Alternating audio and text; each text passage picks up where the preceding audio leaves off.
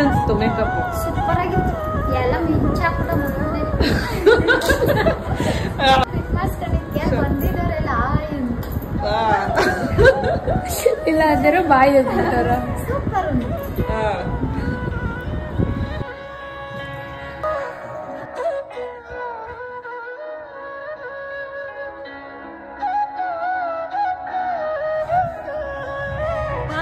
ಯಾವಾಗ ಸಿಗ್ತೀರಾ ಮತ್ತೆ ಹಾಯ್ ಹಲೋ ನಮಸ್ಕಾರ ಎಲ್ಲರಿಗೂ welcome back to my YouTube channel ನಾನು ಪೂಜಾ. ಎಲ್ಲರೂ ಹೇಗಿದ್ದೀರಾ? ನಾನು ಕೂಡ ಚೆನ್ನಾಗಿದ್ದೀನಿ. ನೀವು ಎಲ್ಲರೂ ಚೆನ್ನಾಗಿದ್ದೀರಾ ಅಂತ ಭಾವಿಸ್ತೀನಿ. ಬನ್ನಿ ಇವತ್ತಿನ ವಿಡಿಯೋ ಸ್ಟಾರ್ಟ್ ಮಾಡೋಣ. ಇದು ಒಂದು ಡೈಲಿ ವ್ಲಾಗ್ ಆಗಿರುತ್ತೆ. ಒಂದು 2 ಕಡೆ ಮೇಕಪ್ ಇತ್ತು, ಹೇಗಿತ್ತು ನಮ್ಮ ದಿನ, ಹಾಗೆ ಟ್ರಿಪ್ಪಿಗೆ ಪ್ರಿಪ್ರೇಷನ್ ಎಲ್ಲ ಹೇಗೆ ನಡೀತಿದೆ ಅಂತ ಇವತ್ತಿನ ವಿಡಿಯೋದಲ್ಲಿ ನಾನು ಶೇರ್ ಮಾಡ್ತೀನಿ. ಸ್ವಲ್ಪ ಬ್ಯುಸಿ ಇದ್ದಿದ್ದರಿಂದ, ಟ್ರಿಪ್ಪಲ್ಲಿ ಇದ್ದಿದ್ದರಿಂದ, ಹಾಗೆ ವೀಡಿಯೋಸ್ ಎಲ್ಲ ಮಾಡೋದಕ್ಕೆ ನನಗೆ ಟೈಮ್ ಇರಲಿಲ್ಲ ಎಡಿಟ್ ಮಾಡೋದಕ್ಕೆ. ಹಾಗಾಗಿ ಸ್ವಲ್ಪ ಲೇಟಾಗಿ ಅಪ್ಲೋಡ್ ಆಗ್ತಿದೆ. ಇದು ಒಂದು ಲಾಸ್ಟ್ ವೀಕಲ್ಲಿ ಶೂಟ್ ಮಾಡಿದಂಥ ವಿಡಿಯೋ. ಒಂದು ಅಮ್ಮ ಮತ್ತು ಮಗಳ ಫೋಟೋಶೂಟ್ ಇತ್ತು. ಸಡನ್ನಾಗಿ ಬುಕ್ ಆಗಿದ್ದು ಇವ್ರದ್ದು. ತುಂಬಾ ಸಿಂಪಲ್ಲಾಗಿ ಮೇಕಪ್ ಮತ್ತು ಹೇರ್ ಸ್ಟೈಲ್ನ ಕೇಳಿದರು.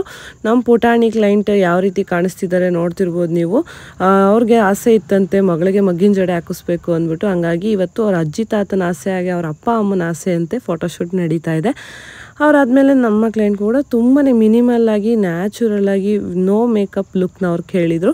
ಅಂದರೆ ಫೋಟೋಶೂಟ್ಗೆ ನಾರ್ಮಲಾಗಿ ನಾವೇ ರೆಡಿಯಾಗಿರೋ ಥರ ಇರಬೇಕು, ಬಟ್ ರೆಡಿ ಆಗಿರಬೇಕು ಆ ಥರ ಕೇಳಿದರು. ಅವ್ರು ಕೇಳಿದ ಥರನೇ ಅಮ್ಮ ಮಗಳು ಇಬ್ಬರು ಸ್ಯಾರಿ ಮ್ಯಾಚಿಂಗ್ನ ಮಾಡ್ಕೊಂಡಿದ್ರು. ಅದಕ್ಕೆ ತಕ್ಕ ಹಾಗೆ ಬನ್ ಹೇರ್ ಸ್ಟೈಲ್ನ ಕೇಳಿದ್ರು. ಅದನ್ನು ಅವ್ರು ಯಾವ ರೀತಿ ಕೇಳಿದ್ರು ಆ ಥರ ಅವ್ರಿಗೂ ಕೂಡ ಮಾಡಿಕೊಟ್ವಿ. ಬಟ್ ಇಲ್ಲಂತೂ ನನಗೆ ನಮ್ಮ ಕ್ಲೈಂಟು ಪೋಸ್ ಕೊಡ್ತಿದ್ದು ನೋಡೋಕ್ಕೆ ಒಂಥರ ಖುಷಿ ಅಂತಲೇ ಹೇಳ್ಬೋದು. ಫಸ್ಟು ಸ್ಟಾರ್ಟಿಂಗಲ್ಲಿ ತುಂಬಾ ಚೆನ್ನಾಗಿ ಫೋಟೋ ವೀಡಿಯೋಸ್ ಎಲ್ಲ ಮಾಡಿಸ್ಕೊಂಡ್ರು. ದೃಷ್ಟಿ ಆಯಿತು ಅಂತ ಅನಿಸುತ್ತೆ ಅಲ್ಲಿ ಇದ್ದಂಥ ಎಲ್ಲ ಜನಗಳದ್ದು. ಅದಾದಮೇಲೆ ಅವರಮ್ಮ ಫೋಟೋಶೂಟ್ಗೆ ಹೋಗೋ ಟೈಮಿಗೆ ಕರೆಕ್ಟಾಗಿ ಅಳೋದಕ್ಕೆ ಸ್ಟಾರ್ಟ್ ಮಾಡಿಬಿಟ್ರು. ಆವಾಗ ಸ್ವಲ್ಪ ಬೇಜಾರಾಯಿತು. ನೋಡ್ತಿರ್ಬೋದು ಎಷ್ಟು ಇಂಟ್ರೆಸ್ಟ್ ಇದೆ ಅಂತ. ನನಗೆ ಐ ಶ್ಯಾಡೋ ಈ ಕಲರ್ ಹಾಕಿ, ಲಿಪ್ಸ್ಟಿಕ್ ಈ ಕಲರ್ ಹಾಕಿ ಅಂತ ಕೇಳಿ ಅಷ್ಟು ನೀಟಾಗಿ ಮಾಡಿಸ್ಕೊಂಡ್ರು. ಖುಷಿ ಆಯಿತು, ಈ ಏಜ್ಗೆ ಇಷ್ಟು ನಾಲೆಡ್ಜ್ ಇದೆಯಲ್ಲ ಮೇಕಪ್ ಬಗ್ಗೆ ಅಂತ. ಒಂಥರ ಖುಷಿ ಆಯಿತು. ಅಮ್ಮ ಮಗಳಿಬ್ರು ತುಂಬಾ ಚೆನ್ನಾಗಿ ಕಾಣಿಸ್ತಿದ್ರು. ಹೇರ್ ಸ್ವಲ್ಪ ಕಡಿಮೆ ಇತ್ತು ಫ್ರಂಟಲ್ಲಿ, ಅದನ್ನು ನಾವೇನು ಮಾಡೋಕ್ಕೆ ಆಗಲ್ಲ. ಹಂಗಾಗಿ ಎಷ್ಟಾಗುತ್ತೆ ಅಷ್ಟು ಕವರ್ ಮಾಡಿ ಎಷ್ಟೆಲ್ಲ ಮಾಡಿಕೊಟ್ಟಿದ್ದೆ. ಫೈನಲಾಗಿ ಔಟ್ಪುಟ್ ಅಂತೂ ತುಂಬಾ ಚೆನ್ನಾಗಿ ಬಂತು ಅಂತಲೇ ಹೇಳ್ಬೋದು. ಇಡೀ ಫ್ಯಾಮಿಲಿ ಫುಲ್ ಹ್ಯಾಪಿ ಅವತ್ತು. ಮಗಳದು ಫೋಟೋಶೂಟ್ ಮುಗಿಯೋ ಅಷ್ಟರಲ್ಲಿ ಈ ಕಡೆ ಅಮ್ಮನೂ ಕೂಡ ರೆಡಿ ಆದರು. ಫುಲ್ಲು ಟ್ರೆಡಿಷ್ನಲ್ ಆಗಿ ಸಿಂಪಲ್ಲಾಗಿ ಅವ್ರದ್ದು ಫೋಟೋಶೂಟ್ ನಡೀತಿದೆ. ಹಾಗೆ ಮೆಟರ್ನಿಟಿ ಶೂಟ್ ಕೂಡ ಆಯಿತು ಜೊತೆಯಲ್ಲೇ. ಅಂದರೆ ಸೆಕೆಂಡ್ ಬೇಬಿಗೆ ಅವರು ಪ್ರೆಗ್ನೆಂಟ್ ಇದ್ದರು. ಹಾಗಾಗಿ ಮೆಟರ್ನಿಟಿ ಶೂಟ್ ಕೂಡ ಜೊತೆಯಲ್ಲೇ ಆಯಿತು ಫ್ಯಾಮಿಲಿ ಫೋಟೋಶೂಟ್ ಜೊತೆಗೆ. ಅದು ಅನ್ಪ್ಲಾನಡ್ ಅಂತ ಹೇಳಿದ್ರು. ನಾವು ಅಂದ್ಕೊಂಡಿದ್ದೆ ಒಂದು, ಅಲ್ಲಾಗಿದ್ದೆ ಒಂದು ಅಂತ. ಬಟ್ ಎಲ್ಲದೂ ಕೂಡ ತುಂಬಾ ಚೆನ್ನಾಗಾಯಿತು. ಯಾಕಂದರೆ ಅನ್ಎಕ್ಸ್ಪೆಕ್ಟೆಡ್ ಆಗಿ ರೆಡಿ ಆದರು. ಅದು ಮೆಟರ್ನಿಟಿ ಶೂಟ್ ಥರನೇ ಆಗೋಯ್ತು. ಇಲ್ಲ ನಾನು ಮತ್ತೊಂದು ಸಲ ಮಾಡಿಸ್ತೀನಿ, ಆಗಲೂ ಕೂಡ ನಿಮ್ಗೆ ಹೇಳ್ತೀನಿ ಅಂತ ಹೇಳಿದ್ದಾರೆ. ಓಕೆ ನೋಡೋಣ, ಹೇಳಿದ್ರೆ ಆವಾಗಲೂ ಕೂಡ ನಮ್ಮ ಕೈಲಿ ಎಷ್ಟಾಗುತ್ತೆ ಅಷ್ಟು ಬೆಸ್ಟಾಗಿ ಅವ್ರಿಗೆ ವರ್ಕ್ನ ಮಾಡಿಕೊಡೋಕ್ಕೆ ಟ್ರೈ ಮಾಡೋಣ. ಕರೆಕ್ಟಾಗಿ ಫ್ಯಾಮಿಲಿ ಫೋಟೋಶೂಟ್ ಶುರುವಾಗೋ ಟೈಮಿಗೆ ಮಗುಗೆ ಸುಸ್ತಾಗಿತ್ತು. ಅಂದರೆ ಅದು ಮಗ್ಗಿನ ಜಡೆ ಎಲ್ಲ ತುಂಬಾ ಭಾರ ಇತ್ತಲ್ಲ, ಹಂಗಾಗಿ ಒಳಗೆ ಸ್ಟಾರ್ಟ್ ಮಾಡಿಬಿಟ್ಟಿತ್ತು. ಅದನ್ನು ಸಮಾಧಾನ ಮಾಡಿ ಮತ್ತೆ ಒಂದು ಸ್ವಲ್ಪ ಹೊತ್ತು ಆದಮೇಲೆ ಆರಾಮಾಗಿ ಬಂದು ಫೋಟೋಶೂಟ್ಗೆ ಸಪೋರ್ಟ್ ಮಾಡ್ತು. ನೋಡ್ತಿರ್ಬೋದು ನೀವು ಎಷ್ಟು ಸಿಂಪಲ್ಲಾಗಿ ನ್ಯಾಚುರಲ್ಲಾಗಿ ಮೇಕಪ್ ಬಂದಿದೆ ಅಂತ. ಹಾಗೆ ಈಗ Mysuru silk sari blue colour ಅಂತೂ ತುಂಬಾ ಟ್ರೆಂಡಿಂಗ್ ಆಗಿದೆ. ಅದನ್ನು ಹಾಕ್ಕೊಂಡಿದ್ರು ಅವರು ಕೂಡ. ತುಂಬಾ ನೀಟಾಗಿ ಚೆನ್ನಾಗಿ ಕಾಣಿಸ್ತಿದ್ರು. ಸಿಂಪಲ್ಲಾಗಿ ಅವ್ರು ಯಾವ ರೀತಿ ಕೇಳಿದ್ರು ಅದೇ ಥರನೇ ಲುಕ್ನ ನಾವು ಮಾಡಿ ಕೊಟ್ಟಿದ್ವಿ. ನನಗಂತೂ ತುಂಬಾ ಇಷ್ಟ ಈ ಥರ ಸಿಂಪಲ್ಲಾಗಿ ರೆಡಿ ಆಗೋದು. ನಾನು ಕೂಡ ರೀಸೆಂಟಾಗಿ ಒಂದು ಫೋಟೋಶೂಟ್ನ ಮಾಡಿಸಿದ್ನಲ್ಲ, ಇದೇ ಥರ ಹೇರ್ ಸ್ಟೈಲು ಮತ್ತು ಸ್ಯಾರಿ ಎಲ್ಲ ಸೇಮ್ ಇದೇ ಥರನೇ ನಾನು ಕೂಡ ಪ್ಲ್ಯಾನ್ ಮಾಡಿದ್ದೆ. ಖುಷಿ ಆಯಿತು. ಅವರು ಕೂಡ ಹೇಳಿದ್ರು, ನಾನು ವಿಡಿಯೋ ಅದನ್ನು ನೋಡಿದ್ದೆ, ತುಂಬಾ ಚೆನ್ನಾಗಿ ಬಂದಿತ್ತು ನಿಮ್ಮದು ಅಂತೆಲ್ಲ ಹೇಳ್ತಿದ್ರು. ಖುಷಿ ಆಯಿತು ನನಗೂ ಕೂಡ. ಫೈನಲಿ ಅಷ್ಟು ಕಷ್ಟಪಟ್ಟು ರೆಡಿ ಮಾಡಿದ್ದಕ್ಕೂ ಅವ್ರ ಮಗು ತುಂಬಾ ಸಪೋರ್ಟ್ ಮಾಡ್ತಾ ಅಂತಲೇ ಹೇಳ್ಬೋದು. ಲಾಸ್ಟ್ ಮೂಮೆಂಟಲ್ಲಿ ಫೈನಲಾಗಿ ಫ್ಯಾಮಿಲಿ ಫೋಟೋಶೂಟ್ ಕೂಡ ನಡೀತು. ಅವತ್ತು ನಾನು ಫ್ರೀ ಇದ್ದಿದ್ದರಿಂದ ಅವ್ರು ಹೇಳಿದ ತಕ್ಷಣ ಹೋಗಿ ಮಾಡ್ಕೊಡೋಕ್ಕಾಯಿತು. ಬ್ಯುಸಿ ಇದ್ದೆ ಅಂದಿದ್ರೆ ನನಗೆ ಈ ಥರ ಒಬ್ಬರು ಕ್ಲೈಂಟ್ ಮಿಸ್ ಆಗ್ತಿದ್ರು. ತುಂಬಾ ಕ್ಯೂಟ್, ತುಂಬಾ ಅಂಬಲ್ ಅಂತಲೇ ಹೇಳ್ಬೋದು. ಅಷ್ಟು ಚೆನ್ನಾಗಿ ಫಸ್ಟ್ ಟೈಮ್ ಪರಿಚಯನೂ ಇಲ್ಲ, ಏನಿಲ್ಲ, ಫಸ್ಟ್ ಟೈಮ್ ಮೀಟ್ ಆಗಿದ್ದು ಅಷ್ಟೇ. ತುಂಬಾ ಚೆನ್ನಾಗಿ ತುಂಬಾ ಟೈಮ್ ಕೊಟ್ಟು ಪೇಷನ್ಸಿಂದ ಅಲ್ಲಿ ಫೋಟೋಶೂಟ್ ಎಲ್ಲ ಮಾಡಿಸ್ಕೊಂಡ್ರು. ಮತ್ತು ಸೆಕೆಂಡ್ ಲುಕ್ಕು ಕೂಡ ಒಂದು ಸ್ಯಾರಿನ ಚೇಂಜ್ ಮಾಡಿ ಕೊಟ್ಟು ಹೇರ್ ಸ್ಟೈಲ್ನು ಕೂಡ ಚೇಂಜ್ ಮಾಡಿಕೊಟ್ಟೆ. ಫೋಟೋಶೂಟ್ ಎಲ್ಲ ಮುಗಿಸ್ಕೊಂಡು ನಾನು ನಮ್ಮ ಶಾಪಿಗೆ ಬಂದೆ ಅಷ್ಟರಲ್ಲಿ ಮತ್ತಷ್ಟು ಪಾರ್ಸಲ್ಗಳು ಬಂದಿತ್ತು ಟ್ರಿಪ್ಪಿಗೆ ಅಂದ್ಬಿಟ್ಟು ಮತ್ತಷ್ಟು ಡ್ರೆಸ್ಗಳೆಲ್ಲ ನಮ್ಮ ಸ್ಟೂಡೆಂಟ್ಸ್ದು ನಂದು ಬರ್ತಾನೆ ಇತ್ತು.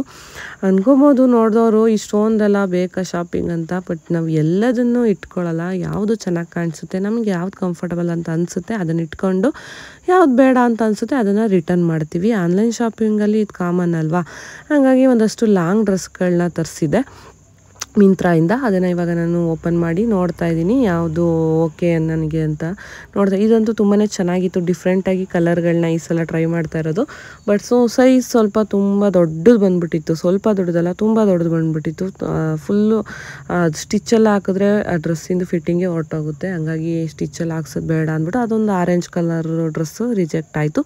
ಈ ಒಂದು ರೆಡ್ ಕಲರ್ ಡ್ರೆಸ್ ಬಂದು ನಮ್ಮ ಸ್ಟೂಡೆಂಟ್ದು, ಅದು ಕೂಡ ಕರೆಕ್ಟಾಗಿತ್ತು ಸೈಜು, ಫಿಟ್ಟಿಂಗ್ ಎಲ್ಲ ಓಕೆ, ನನ್ನ ಸೈಜ್ ಅವ್ರಿಗೂ ಆಗುತ್ತೆ. ಹಂಗಾಗಿ ಆ ಒಂದು ಇದರಲ್ಲಿ ಮಾಡಿದ್ದೆ, ಅದು ಕೂಡ ಓಕೆ ಆಯಿತು. ಮತ್ತು ಈ ಒಂದು ಬ್ಲ್ಯಾಕ್ ಕಲರ್ ಲಾಂಗ್ ಡ್ರೆಸ್ಸು, ಇದನ್ನು ಶಾರ್ಟ್ಸಲ್ಲಿ ಆಲ್ರೆಡಿ ನಾನು ಅಪ್ಲೋಡ್ ಮಾಡಿದ್ದೆ. ನಾವು ಟ್ರಿಪ್ಪಲ್ಲಿ ಯಾವ ರೀತಿ ಇದನ್ನು ನಾನು ಹಾಕ್ಕೊಂಡು ವೀಡಿಯೋಸ್ನ ಮಾಡಿದೆ ಅಂತ. ಆ ಒಂದು ಡ್ರೆಸ್ಸು ಕೂಡ ಬಂದಿತ್ತು ಅವತ್ತು.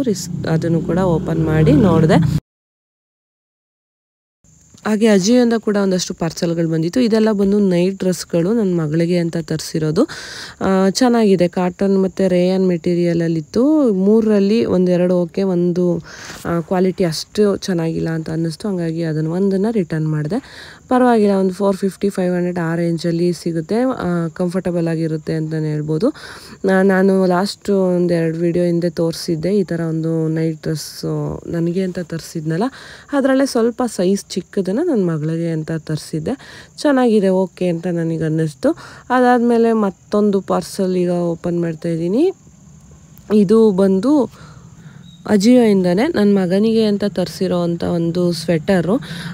ಇದ್ದಾವೆ ಸ್ವೆಟರ್ಗಳು ತುಂಬ, ಬಟ್ ಸ್ವಲ್ಪ ಎಲ್ಲ ಹಾಕಿ ಸ್ವಲ್ಪ ಶೇಡ್ ಆದಂಗೆ ಆಗಿತ್ತು. ಈಗ ಚಳಿಗಾಲ ಆಗಿರೋದ್ರಿಂದ ಡೈಲಿ ಸ್ಕೂಲ್ಗೂ ಕೂಡ ಸ್ವೆಟರ್ ಹಾಕಿ ಕಳಿಸ್ತೀನಿ ನಾನು. ಹಾಗೆ ಹೊರಗಡೆ ಓಡಾಡ್ಬೇಕಾದ್ರೂ ಕೂಡ ಹಾಕ್ಕೊಂಡಿದ್ರೆ ಒಳ್ಳೆಯದು. ಮಕ್ಕಳು ಆದಷ್ಟು ಬೆಚ್ಚಗಿದ್ರೆ ತುಂಬಾ ಒಳ್ಳೆಯದು ಈ ಚಳಿಗಾಲ ಮತ್ತು ಮಳೆಗಾಲ ಮುಗಿಯೋವರೆಗೂ. ಹಂಗಾಗಿ ಇರಲಿ ಅಂದ್ಬಿಟ್ಟು ತರಿಸಿದೆ. ಚೆನ್ನಾಗಿದೆ, ಸ್ವೆಟರ್ ಕೂಡ ಓಕೆ ಆಯಿತು.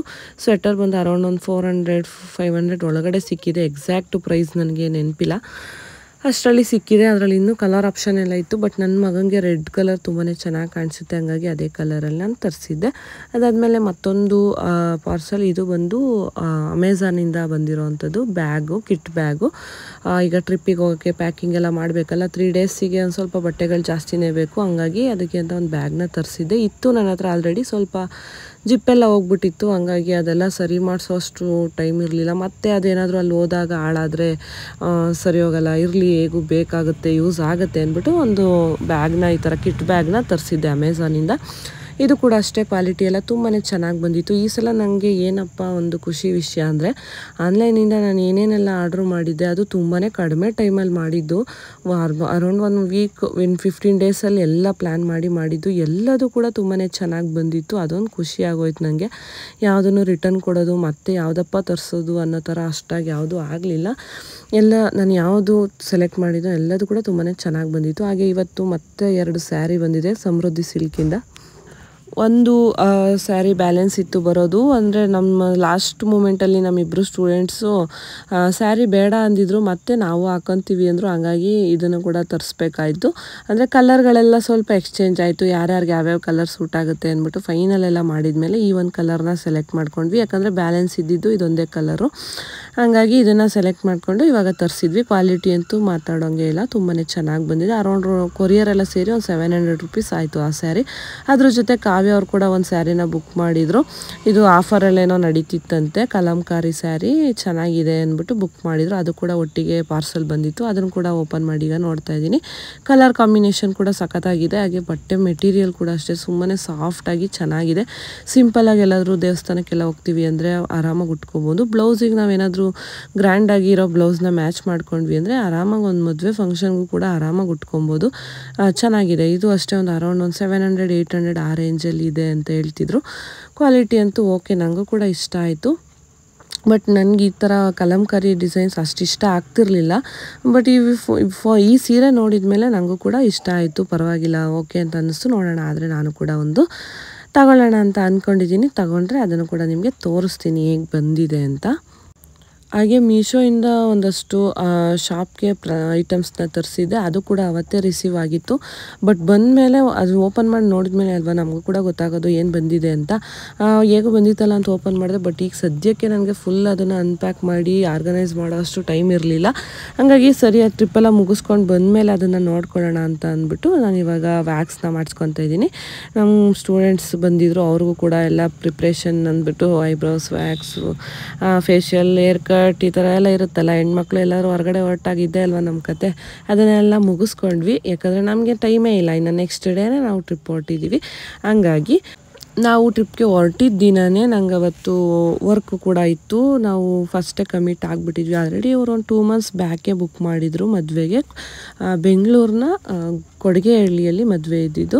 ಅಲ್ಲಿಗೆ ಇವಾಗ ನಾನು ಬಂದಿದ್ದೀನಿ ನಮ್ಮ ಸ್ಟೂಡೆಂಟ್ ಜೊತೆ. ಇವರು ಇಲ್ಲೇ ನಿಯರ್ ಬೈ ಗೊಲ್ರಟ್ಟಿ ಆ ಸೈಡಲ್ಲಿ ಇರೋದ್ರಿಂದ ನಮಗೂ ಕೂಡ ಎಲ್ಪಿಗೆ ಬನ್ನಿ ಅಂತ ಕರೆದಿದ್ದೆ. ಸರಿ ಅಂದ್ಬಿಟ್ಟು ಅವರು ಕೂಡ ಬಂದಿದ್ದರು. ಇಲ್ಲಿ ಬ್ರೈಡು ಮತ್ತು ಅವ್ರ ಸಿಸ್ಟರು ಇಬ್ಬರಿದ್ರು, ಅವ್ರಿಗೆ ಮೇಕಪ್ ಬುಕ್ ಆಗಿತ್ತು. ನಮ್ಮ ಬ್ರೈಡ್ ಈ ಥರ ಮುಗ್ಗಿನ ಜಡೆನ ಮಾಡಿಸಿದ್ರು, ಇದೇ ಥರ ಬೇಕಂತ ಕೇಳಿ. ಸರಿ ಅಂದ್ಬಿಟ್ಟು ಈಗ ನಾನು ಹೇರ್ ಸ್ಟೈಲ್ ಕೂಡ ಎಲ್ಲ ಸೆಟ್ ಮಾಡಿ ಕೊಟ್ಟು ಮೇಕಪ್ ಕೂಡ ಎಲ್ಲ ಫಿನಿಶ್ ಮಾಡಿದ್ವಿ. ಯಾಕಂದರೆ ಜಾಸ್ತಿ ವೀಡಿಯೋಸ್ ಎಲ್ಲ ಅಲ್ಲಿ ಮಾಡೋಕ್ಕಾಗಲಿಲ್ಲ, ಸ್ವಲ್ಪ ಬ್ಯುಸಿ ಇದ್ವಿ. ಹಂಗಾಗಿ ಆ ರೂಮಲ್ಲಿ ಕೂಡ ತುಂಬ ಜನ ಇದ್ದರು. ಹಂಗಾಗಿ ಸ್ವಲ್ಪ ವೀಡಿಯೋಸ್ ಎಲ್ಲ ಮಾಡೋದಕ್ಕೂ ನನಗೂ ಅನ್ಕಂಫರ್ಟಬಲ್ ಅಂತ ಅನ್ನಿಸ್ತು. ಹಾಗಾಗಿ ಫುಲ್ಲು ಜಾಸ್ತಿ ವೀಡಿಯೋಸ್ ಎಲ್ಲ ಮಾಡೋಕ್ಕೋಗಲಿಲ್ಲ. ಫೈನಲಾಗಿ ಆದಮೇಲೆ ಒಂದು ಸ್ವಲ್ಪ ವೀಡಿಯೋ ಕ್ಲಿಪ್ಪಿಂಗ್ಸ್ನ ತಗೊಂಡ್ವಿ. ಫೈನಲಾಗಿ ನಮ್ಮ ಮುಹೂರ್ತಮ್ ಬ್ರೈಡ್ ಈ ಥರ ರೆಡಿಯಾಗಿದ್ದರು. ಇವ್ರದ್ದು ಬಂದು ಮುಹೂರ್ತ ಮುಗಿದ್ಮೇಲೆ ರಿಸೆಪ್ಷನ್ ಇತ್ತು. ಟೋಟಲಾಗಿ 2 times ಕೂಡ ಸೇರಿಸಿ ಬುಕ್ ಮಾಡ್ಕೊಂಡಿದ್ರು. Sari, jewels, makeup, hair style ಎಲ್ಲದು ತುಂಬಾ ಚೆನ್ನಾಗಿ ಸೂಟ್ ಆಗ್ತಿತ್ತು. ತುಂಬಾ ಚೆನ್ನಾಗಿ ಕ್ಯೂಟಾಗಿ ಕಾಣಿಸ್ತಿದ್ರು. ಒಳ್ಳೆ ರಿವ್ಯೂ ಕೂಡ ಕೊಟ್ಟರು.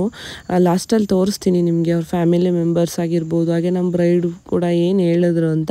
ಹಾಗೆ ತುಂಬಾ ಪೇಷನ್ಸಿಂದ ಕೂತ್ಕೊಂಡು ಆರಾಮಾಗಿ ಮೇಕಪ್ನ ಮಾಡಿಸ್ಕೊಂಡ್ರು. ಹೇಳ್ಬೇಕಂದ್ರೆ ಪ್ರೊಫೆಷನಲಿ ಇವರು ಬಂದು ಪೊಲೀಸು. ಆ ಒಂದು ಪ್ರೊಫೆಷನಲ್ಲಿದ್ದು ಇಷ್ಟು ಪೇಷನ್ಸಿಂದ ಕೂತ್ಕೊಂಡು ಕೆಲಸ ಮಾಡಿಸ್ಕೊಂಡ್ರಲ್ಲ, ನಿಜ ತುಂಬಾ ಖುಷಿ ಆಯಿತು ನನಗೂ ಕೂಡ. ಫೈನಲಾಗಿ ಅವರ ಒಂದು ಲುಕ್ ಈ ಥರ ಬಂದಿತ್ತು. ನನಗಂತೂ ತುಂಬಾ ಇಷ್ಟ ಆಯಿತು ಅವರ ಒಂದು ಲುಕ್ಕು. ಅವ್ರನ್ನ ನಾವು ಮುಹೂರ್ತಮ್ಗೆ ರೆಡಿ ಮಾಡಿ ಕಳಿಸ್ಕೊಟ್ವಿ. ಇನ್ನೂ ಒಂದು 3/4 ಗಂಟೆ ಟೈಮ್ ಇತ್ತು. 9:30 ಮೇಲೆ ಮುಹೂರ್ತಮ್ ಇದ್ದಿದ್ದು. ನಾವು ಲೊಕೇಶನ್ಗೆ 6:30 ಒಳಗಡೆ ಎಲ್ಲ ಲೊಕೇಶನ್ಗೆ ರೀಚ್ ಆಗಿದ್ವಿ. ಆರಾಮಾಗಿ ಮುಗಿಸಿ ಕೊಟ್ವಿ. ಅದಾದಮೇಲೆ ಈಗ ಅವರ ಸಿಸ್ಟರು ಮತ್ತು ಅವ್ರ ಚಿಕ್ಕಮ್ಮ, ಅವ್ರ ಅಮ್ಮ, ಹಾಗೆ ಅವರ ಇನ್ನೊಬ್ಬರು ಕಸಿನ್ ಸಿಸ್ಟರು, ಅವರು ಕೂಡ ಎಲ್ಲ ಅಲ್ಲಿ ಹೇರ್ ಸ್ಟೈಲು, ಸ್ಯಾರಿ ಅದನ್ನು ಕೂಡ ಎಲ್ಲ ಮಾಡಿಸ್ಕೊಂಡ್ರು. ಫೈನಲಾಗಿ ನಮ್ಮ ಬ್ರೈಡ್ನ ಸಿಸ್ಟರ್ ಕೂಡ ಈಗ ರೆಡಿಯಾಗಿ ಕೆಳಗಡೆ ಹೋಗ್ತಿದ್ದಾರೆ. ಇವ್ರಿಗೂ ಕೂಡ ಸೆಮಿ ಬ್ರೈಡಲ್ ಲುಕ್ನ ಕ್ರಿಯೇಟ್ ಮಾಡಿದ್ವಿ. ಹಾಗೆ ಅವರು ಈ ಥರ ಜಡೆ ಬಂಗಾರದಲ್ಲಿ ಹೇರ್ ಸ್ಟೈಲ್ನ ಕೇಳಿದರು. ಹಾಗೆ ಅವ್ರ ಕಸಿನ್ ಕೂಡ ಒಬ್ಬರು ಸಿಂಪಲ್ಲಾಗಿ ಸ್ವಲ್ಪ ಲೇಟಾಗಿ ಬಂದರು. ಇವರು ಊರಿಂದ ಬರ್ತಿದ್ರು.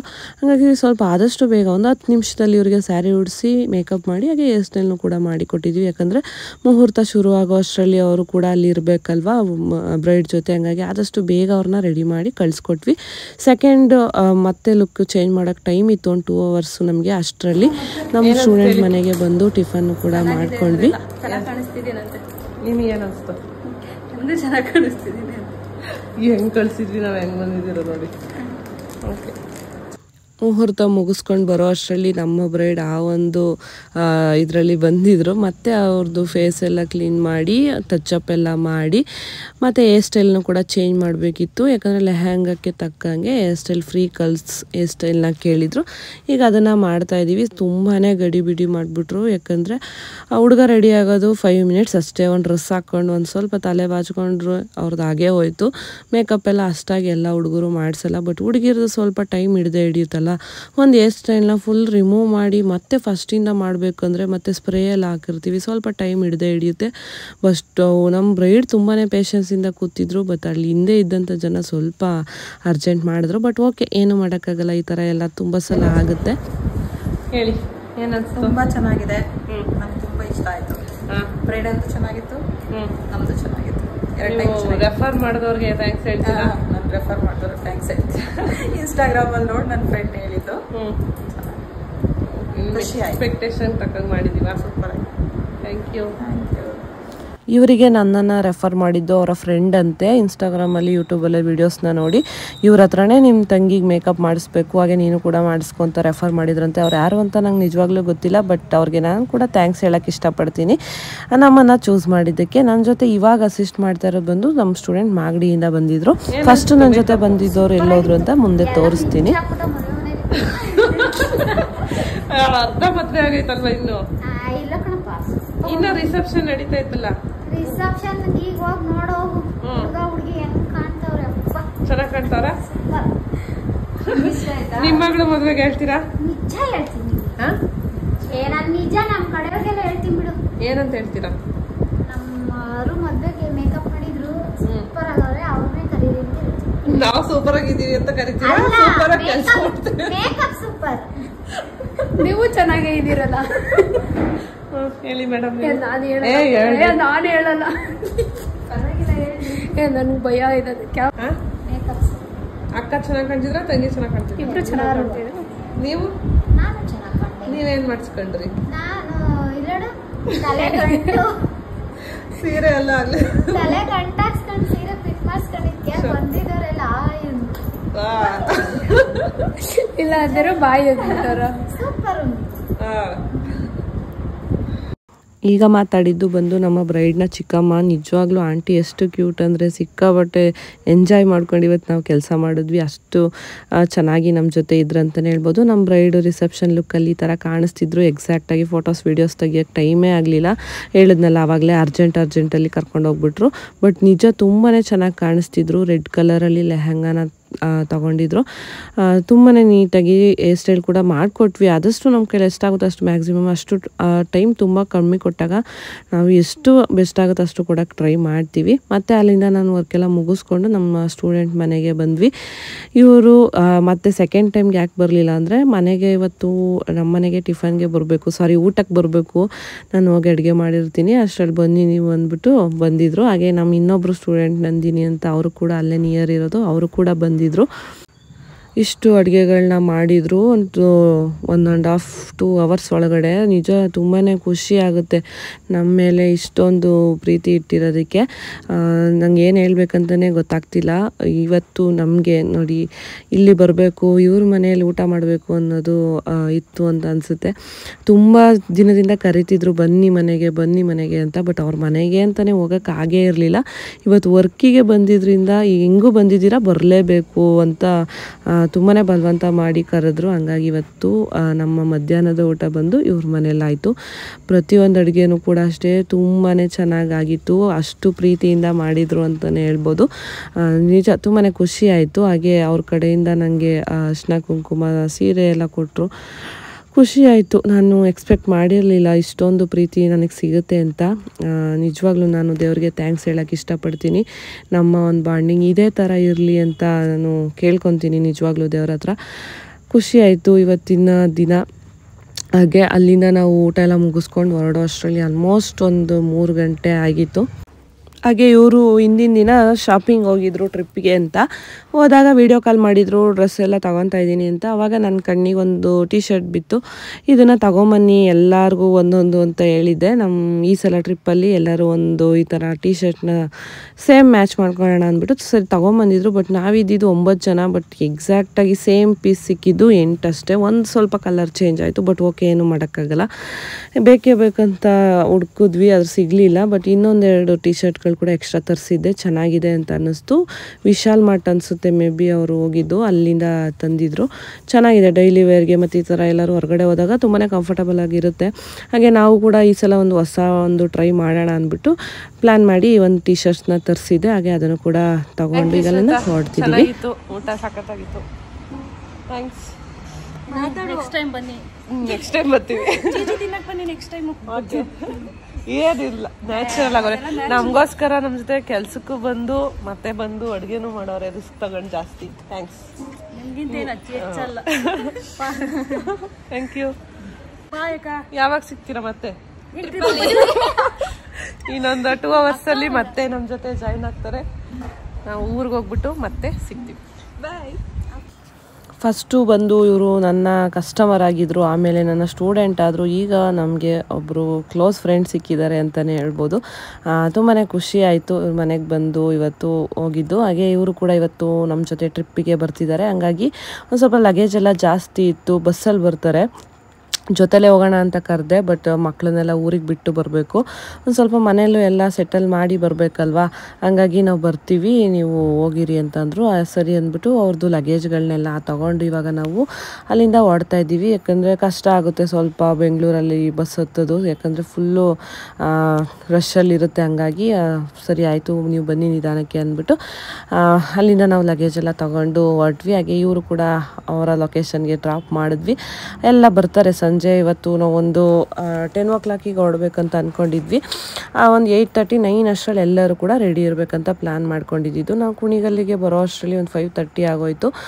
ಮತ್ತು ಬಂದಮೇಲೆ ಕಸ್ಟಮರ್ಗಳು ಕೂಡ ಇದ್ದರು, ಸಂಡೇ ಆಗಿದ್ದರಿಂದ ಇವತ್ತು ಹೇರ್ ಕಟ್, ಐಬ್ರೋ ಈ ಥರ ಕಸ್ಟಮರ್ಗಳು ಕೂಡ ಇದ್ದರು. ಅವ್ರನ್ನೂ ಕೂಡ ನಾನು ಮತ್ತೆ ಈಗಂತೂ 4 days ಸಿಗಲ್ವಲ್ಲ, ಹಾಗಾಗಿ ಅವ್ರನ್ನೂ ಕೂಡ ವಾಪಸ್ ಕಳ್ಸೋದು ಬೇಡ ಅಂತ ಅದನ್ನು ಕೂಡ ಹಾಗೆ ಮುಗಿಸ್ಕೊಂಡೆ. ಮತ್ತು ನಾನು ಸ್ನಾನ ಎಲ್ಲ ಮಾಡಿ ನಂದು ಲಗೇಜ್ ಕೂಡ ಪ್ಯಾಕ್ ಮಾಡಬೇಕಿತ್ತು, ನಂಗೆ ಟೈಮೇ ಸಿಕ್ಕಿರಲಿಲ್ಲ.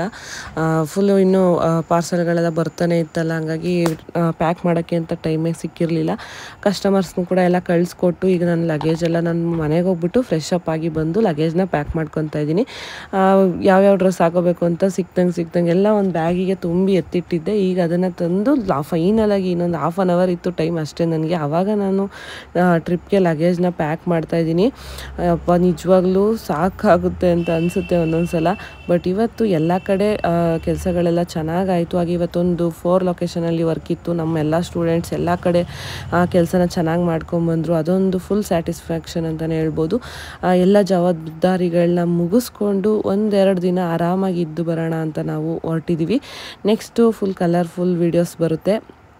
ಇದಾಗಿತ್ತು ಇವತ್ತಿನ ಒಂದು ಪ್ರಿಪ್ರೇಷನ್ ವೀಡಿಯೋ. ಯಾರೆಲ್ಲ ಕೊನೆವರೆಗೂ ವೀಡಿಯೋನ ನೋಡಿದ್ದೀರಾ ಎಲ್ಲರಿಗೂ ಥ್ಯಾಂಕ್ ಯು ಸೋ ಮಚ್. ಇದೇ ಥರ ಸಪೋರ್ಟ್ ಮಾಡ್ತಾಯಿರಿ ಅಂತ ಕೇಳ್ಕೊತೀನಿ. ವಿಡಿಯೋ ಇಷ್ಟ ಆಗಿದ್ರೆ ಪ್ಲೀಸ್ ಒಂದು ಲೈಕ್ ಮಾಡಿ. ಹಾಗೆ ನಿಮ್ಗೆ ಏನು ಅನಿಸ್ತು ವಿಡಿಯೋ ನೋಡಿ ಅಂತ ಕಮೆಂಟಲ್ಲಿ ಕೂಡ ತಿಳಿಸಿ. ನಾನು ಮತ್ತೊಂದು ಒಳ್ಳೆ ವೀಡಿಯೋದಲ್ಲಿ ಸಿಗ್ತೀನಿ. ಅಲ್ಲಿವರೆಗೂ ಟೇಕ್ ಕೇರ್, ಬಾಯ್ ಬಾಯ್.